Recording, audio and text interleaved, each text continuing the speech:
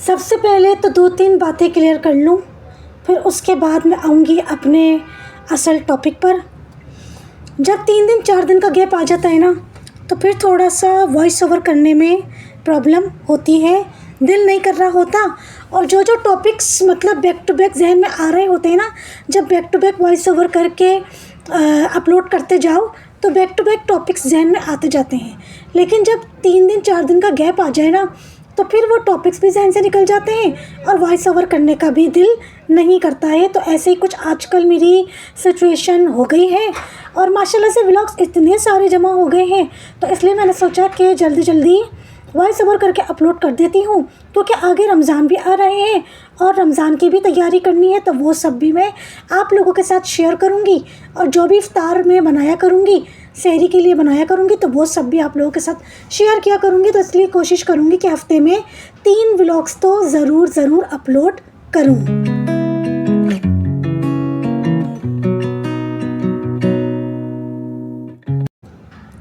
अच्छा, मैंने जो अभी लास्ट व्लॉग अपलोड किया था, जब मैं डॉल्फिन मॉल गई थी, उसमें मैंने परफ्यूम्स दिखाए थे। तो मेरी सब्सक्राइबर मुझसे पूछ रही थी कि आप इन परफ्यूम्स का रिव्यू दिएगा जो आपने ख़रीदे हैं। तो जी ये सबसे पहले तो मैं ये बता दूँ कि परफ्यूम्स मैंने नहीं ख़रीदे, ये मेरी सिस्टर ने ख़रीदे थे। जो ब्लैक वाले पैकिंग में था वो बोनांजा सतरंगी का था, और जो दूसरा था विदाउट पैकिंग के वो वॉकिस का था बॉडी स्प्रे। और फ्रेगरेंस अच्छी थी, मैंने सिर्फ फ्रेगरेंस चेक करी थी, बाकी प्राइस मुझे नहीं पता। और ये मैंने नहीं ख़रीदे थे, ये मेरी सिस्टर ने ख़रीदे थे। और मैं लेकर आई हूँ, मैं चेज़ वैल्यू से लेकर आई हूँ। बहुत अच्छे रीज़नेबल प्राइस में बहुत अच्छी फ्रेगरेंस मुझे मिल गई है। वो मैं इंशाल्लाह वेरी सून किसी और व्लॉग में मैंने वीडियो रिकॉर्ड कर ली है, आप लोगों के साथ ज़रूर शेयर करूँगी कि मैं क्या क्या कॉस्मेटिक का सामान लेकर आई हूँ।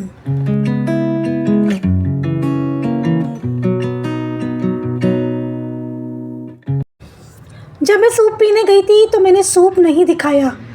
मेरी सब्सक्राइबर मुझे बोल रही थी आपने सूप नहीं दिखाया। तो भाई मैंने बताया था ना कि मेरे हस्बैंड मुझे मना कर रहे थे कि मोबाइल ज़्यादा बाहर नहीं निकालो, क्योंकि कराची में तो इतने ज़्यादा डाकू जो है ना वो कब कहाँ अचानक से आ जाते हैं, कुछ पता नहीं चलता कैसे इन लोगों को खुशबू आ जाती है या कहाँ से इन लोगों को नज़र आ जाता है कि कौन बाहर मोबाइल यूज़ कर रहा है। तो ये लोग फ़ौरन जो है ना वो लूटने के लिए पहुंच जाते हैं। तो इस वजह से मेरे हस्बैंड ने मुझे वीडियो नहीं रिकॉर्ड करने दे रहे थे। और जब सूप का बाउल मेरे हाथ में आया तो मैं वीडियो रिकॉर्ड करना भी भूल गई, और हस्बैंड की वजह से भी मैं थोड़ा सा डर रही थी। तो इस वजह से भी मैंने दोबारा बैग से मोबाइल नहीं निकाला और मैं सूप की वीडियो रिकॉर्ड नहीं कर सकी। लेकिन सूप बहुत टेस्टी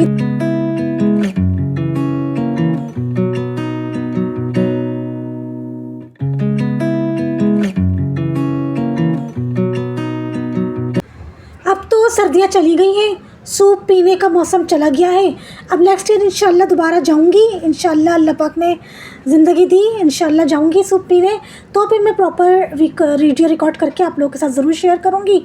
और जो आपने बताया है कि इसी रोड पर आगे भी जाकर एक और सूप वाला है जिसका सूप आप पीती हैं, तो इंशाल्लाह मैं नेक्स्ट ईयर उसका भी सूप ट्राई करूँगी। अब ये तो वेदर बिल्कुल भी नहीं है सूप को एंजॉय करने का, अब ये वेदर तो आइसक्रीम गोलगप्पे और चाट खाने का वेदर है।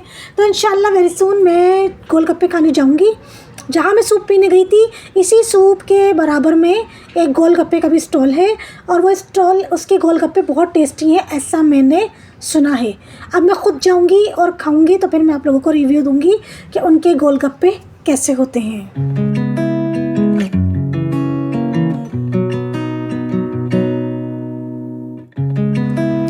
जैसा कि आजकल मैं आप लोगों से शादी के बाद की लाइफ का एक्सपीरियंस और इसके टॉपिक पर मैं बात कर रही हूँ, आप लोगों से डिस्कस कर रही हूँ, ईच एंड एवरीथिंग सब कुछ शेयर कर रही हूँ। क्योंकि ऑब्वियसली मेरी माशाल्लाह अल्हम्दुलिल्लाह सारी बहनें मैरिड हैं, दोनों भाई माशाल्लाह, और सबके यहाँ बच्चे हैं, और मैं भी मैरिड हूँ लेकिन मेरे यहाँ बच्चे नहीं हैं। तो मैं उनका और अपना कंपैरिजन करके वो मैं आप लोगों के साथ शेयर कर रही हूँ, जो मैंने उनकी मैरिड लाइफ से एक्सपीरियंस हासिल किया है, और जो मेरी ख़ुद की पर्सनल मैरिड लाइफ है उससे भी जो मुझे एक्सपीरियंस हासिल हुआ है, उस सब को देखते हुए मैं आप लोगों के साथ अपना एक्सपीरियंस जो है वो शेयर कर रही हूँ।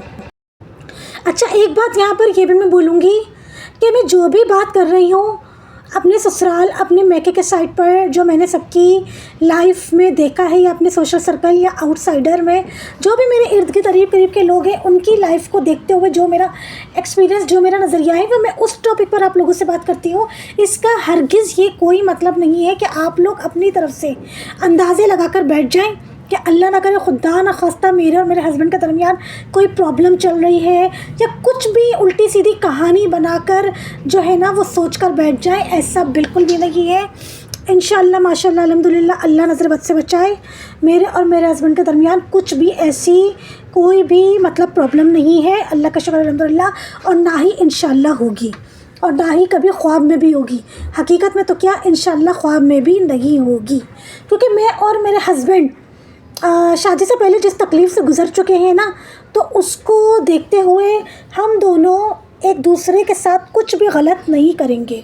हम दोनों एक ही कश्ती के सवार हुए हुए हैं, तो इसलिए हम दोनों एक दूसरे को कभी भी तकलीफ़ नहीं पहुंचाएंगे। तो मैं जो भी व्लॉग में बात करती हूँ, मैं एक जनरल ऑथेंटिक टॉपिक के ऊपर बात करती हूँ। इसका हरगिज़ ये मतलब नहीं है कि आप लोग अपनी तरफ से अंदाज़े लगाकर, कहानियाँ बनाकर ये समझकर बैठ जाएं कि शायद मेरे और मेरे हस्बैंड के दरमियान जो है वो प्रॉब्लम्स चल रही हैं। अल्हम्दुलिल्लाह ऐसा कुछ भी नहीं है, और ना ही इंशाअल्लाह ऐसा कभी होगा। ना मेरे हस्बैंड ऐसा होने देंगे, और ना ही इंशाअल्लाह मैं ऐसा होने दूँगी। और सबसे बढ़कर हमारा अल्लाह जो है ना, वो ऐसा कभी भी नहीं होने देगा।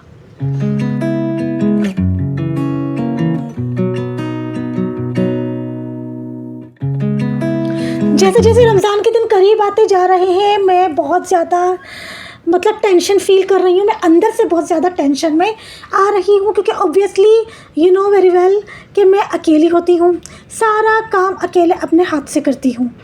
तो मुझे अभी से सोच के ना मुझे थोड़ा सा टेंशन हो रही है कि मुझे ये काम भी करने हैं, ये काम भी करना है, ये चीज़ वॉश करके रखनी है, ये चेंज करना है, इसको ये करना है, उसको वो करना है। मैं बहुत ज़्यादा अभी से ना टेंशन में, मतलब जैसे ही मेरा जहन उस तरफ जाता है ना कि रमज़ान के दिन करीब आते जा रहे हैं, तो मैं एकदम से टेंशन में आना स्टार्ट हो जाती हूँ। फिर मैं अपने जहन को झटक देती हूँ, मैं अपना जहन इधर उधर मतलब लगा लेती हूँ, तो फिर मैं थोड़ा मेरी टेंशन कम हो जाती है। लेकिन मुझे जब जब याद आता है, मेरा जहन उस तरफ जाने लगता है ना कि रमज़ान में इतने दिन कम रह गए हैं और ये दिन करीब आ रहे हैं, और मुझे इस डेट से ये तैयारियाँ करनी स्टार्ट करनी है, तो मैं थोड़ा थोड़ा टेंशन में आ रही हूँ।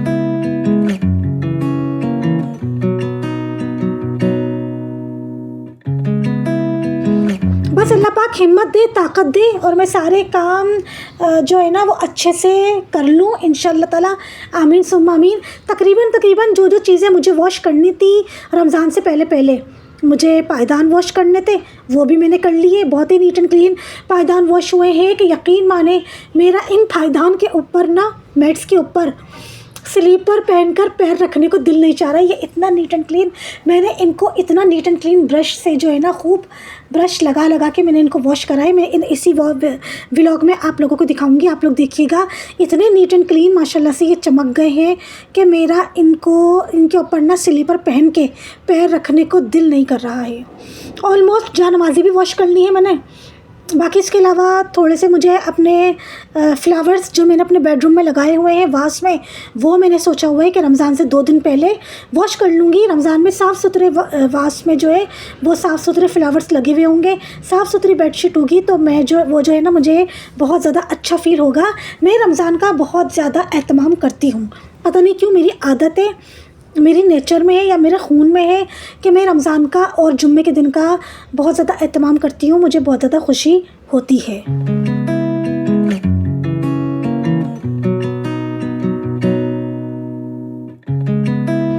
मैं ये कहती हूँ ईद की इतनी तैयारी नहीं करनी चाहिए, रमज़ान की तैयारी करनी चाहिए, क्योंकि रमज़ान में पूरा महीना हम लोग इबादत करते हैं और एक छोटी से छोटी नेकी का भी इतना सवाब मिलता है। तो मैं कहती हूँ असल तैयारी खाने पीने से ज़्यादा रमज़ान में और दूसरी चीज़ों की होनी चाहिए। तो इसलिए साफ़ सुथरी बेडशीट, और फिर नमाज़ वाले रूम में कारपेट पे साफ़ सुथरी चादर, और जो तकीनियों के कवर हैं वो साफ़ सुथरे हो, जानमाज़ी वॉश हुई हो, जैसे फ्लावर्स वास के फ्लावर्स वॉश करूँगी साफ़ सुथरे लगे हुए अच्छे लगेंगे। पायदान वॉश कर लिए मैंने, मैट्स वॉश कर लिए, तो इन सब चीज़ों का मैं ज़रा ज़्यादा ख़ास ख्याल रखती हूँ। तो मैं जो है ना वो रमज़ान की ज़्यादा तैयारी करती हूँ बनिस्बत ईद के, लेकिन फिर भी ईद की चांद रात को मैं इतना थक जाती हूँ। तो ये मैं आप लोगों को जब आएगी ईद इंशाल्लाह तो फिर मैं आप लोगों को बताऊँगी। लास्ट ईयर भी सुबह से लेकर, I swear promise by God, सुबह से लेकर मुझे लिटरली रात हो गई थी ईद की चांद रात को काम करते करते करते करते।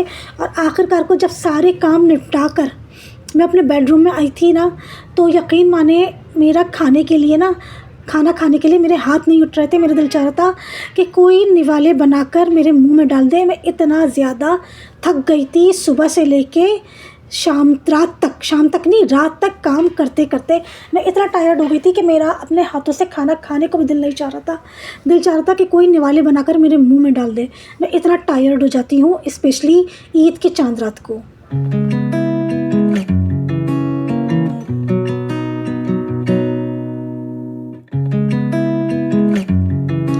इतनी सारी बातें मैंने आप लोगों के साथ कर डाली और मेरा असल टॉपिक तो रह ही गया।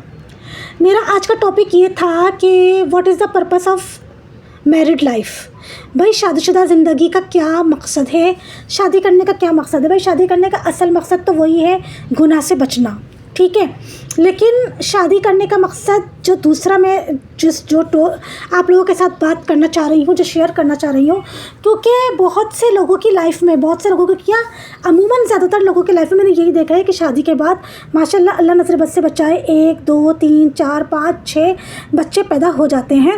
और फिर मियाँ बीवी के दरमियान का वो जो चार्म होता है, वो जो रोमांस होता है ना, वो ख़त्म हो जाता है।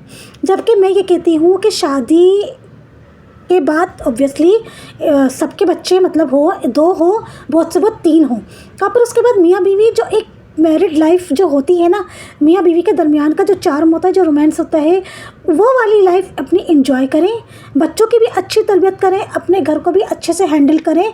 और जो मियाँ बीवी के दरमियान की जो एक खुशहाल लाइफ होती है ना, हैप्पीनेस वाली लाइफ होती है, उसको एंजॉय करें। उसको एंजॉय करके लेकर चलना चाहिए। तो इस तरीके से फिर कोई भी मर्द अपनी बीवी को चीट ना करे और कोई भी औरत अपने हस्बैंड को चीट ना करे। मुझे सही से कंट्री याद नहीं आ रही है, पता नहीं सिंगापुर में है या श्रीलंका या साउथ अफ्रीका, मुझे सही से याद नहीं आ रहा। मेरे बड़े वाले भाई ने बताया था कि वहाँ के लोग ना जो काउंटिंग के 5 नंबर्स होते हैं ना, उसके मुताबिक ज़िंदगी गुजारते हैं। नंबर 1 का मतलब 1 अदद बीवी। नंबर 2 का मतलब 2 बच्चे। नंबर 3 का मतलब 3 कमरों का अपार्टमेंट। नंबर 4 का मतलब 4 पहियों की गाड़ी। नंबर 5 का मतलब 5 लाख रुपए आपके अकाउंट में एवरी टाइम होने चाहिए, तभी वहाँ के लोग इतनी सक्सेसफुल लाइफ गुजार रहे हैं। अभी ये मेरे जहन से निकल गया कि वो सिंगापुर है या श्रीलंका है या साउथ अफ्रीका है, इन तीनों में से कोई एक है। मेरे जहन से निकल गया, मुझे सही से याद नहीं आ रहा है। ये मेरे भाई ने मुझे बताई थी बहुत साल पहले बात, और ये बात मेरे जहन में बैठ गई कि वहाँ के लोग काउंटिंग के 5 नंबर्स के मुताबिक ज़िंदगी गुजारते हैं, तभी वो लोग इतने सक्सेसफुल हैं और इतनी तरक्की कर रहे हैं और इतनी मतलब खुशहाल ज़िंदगी गुजार रहे हैं।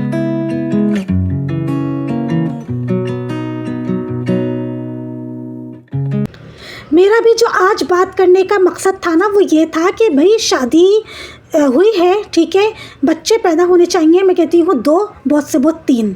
और उसके बाद आप अच्छे से बच्चों की तरबियत करो, उनकी परवरिश करो, अपने घर को भी अच्छे से हैंडल करो, और दोनों मियाँ बीवी एक दूसरे को टाइम दें, एक दूसरे के साथ जो है ना वो एक अच्छी खुशहाल रोमांटिक लाइफ गुजारें। मैं ये कहती हूँ, मेरा ये नज़रिया है, मेरी ये थिंकिंग है, क्योंकि माशाल्लाह अल्हम्दुलिल्लाह मेरे सब बहन भाइयों के यहाँ 2-3 ऐसे बच्चे हैं, इससे ज़्यादा किसी के बच्चे नहीं हैं, ज़्यादातर के 3 ही बच्चे हैं। माशाल्लाह अल्हम्दुलिल्लाह सबकी बहुत अच्छी लाइफ गुजर रही है, अल्लाह नज़र बद से बचाए। मेरा आज के टॉपिक पर बात करने का मकसद ये था कि शादी करने का मतलब ये नहीं है कि आप बच्चों की लाइन लगा दें और फिर उसके बाद क्या होता है कि घर में मर्द को सुकून नहीं मिलता, और फिर वो सुकून के लिए और उस चार्म के लिए वो फिर इधर उधर मतलब जहाँ कहीं भी उनको मौका लगता है तो फिर एक्स्ट्रा मैरिटल अफेयर करके बैठ जाते हैं। शादी आप करें, शादी के बाद तीन नहीं तो 2 बच्चे बहुत अच्छे खुशहाल घराना। बाकी इसके अलावा बच्चों की अच्छी तरबियत करें, घर को अच्छे से हैंडल करें और मियाँ बीवी एक दूसरे के साथ एक अच्छी चार्मिंग रोमांटिक लाइफ गुजारें। मेरा आज का टॉपिक ये था। आज के टॉपिक पे बात करने का जो मकसद था वो ये था आप लोगों के साथ। आई होप मेरा आज का व्लॉग, मेरा आज का टॉपिक आप लोगों को अच्छा लगा होगा। अच्छा लगा हो तो लाइक कर दिएगा, वीडियो को अपने फ्रेंड्स एंड फैमिली में शेयर कर दिएगा और एक अच्छा सा कमेंट कर दिएगा। चैनल को ज़्यादा से ज़्यादा सब्सक्राइब करें, आप लोगों के सपोर्ट की बहुत बहुत ज़रूरत है। मिलूंगी आप लोगों के साथ एक नए मज़ेदार से व्लॉग में, एक नए मज़ेदार से टॉपिक के साथ। अपना बहुत सारा ख्याल रखें, मुझे भी दुआ में याद रखें और मुझे भी सपोर्ट करते रहें। तब तक के लिए अल्लाह हाफिज़, गुड बाय।